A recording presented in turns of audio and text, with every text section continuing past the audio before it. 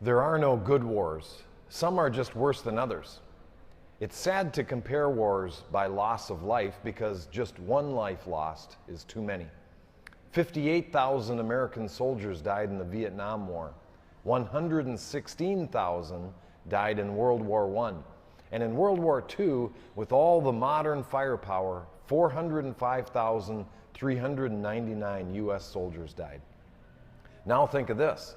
The Civil War resulted in about 620,000 military deaths, more than half again the carnage of World War II. Sadly, the Civil War was a war between brothers. All too often, the church is involved in a war, not a war against a common enemy, but a civil war, a war between brothers and sisters. Let me give you 3 keys to maintaining unity in the body, lest we go to war. Number 1, cultivate a kingdom mentality. The kingdom mentality helps preserve unity because it keeps everything in perspective. A kingdom mentality keeps first things first. It recognizes the pricks in the flesh we all experience from time to time are temporal, and the eternal is what matters. A kingdom mentality reminds us it's not about the individual, it's not about me or you. The work of the kingdom must come first. Second, we need a love for the lost. A love for the lost is what keeps us from getting ingrown as a church.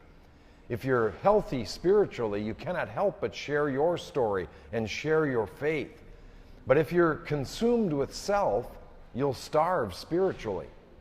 And a starving body eventually begins feeding off its own tissue. And so it is in the body of Christ. But if ye bite and devour one another, Galatians 5 says, take heed that you don't consume one another. And third, a love for the brethren. As we work together toward the common goal of reaching the world for Jesus, we develop a camaraderie and a bond that comes from laboring together for a noble cause. In the book of Nehemiah, families and groups of diverse people work side by side with a common goal of repairing the walls of the city. We encourage people to serve not just because there's work to do, but because it brings out the best in us. It produces a love for each other we can find no other way. We learn to love those we labor alongside, and loving one another is essential for unity. Jesus warned us, a house divided against itself cannot stand. Our battles should be fought against our common enemy. We can avoid civil war if we cultivate a kingdom mindset, if we love the lost and love the brethren. That's the way I see it. And that's a little fuel for the fire. And remember, I love you guys.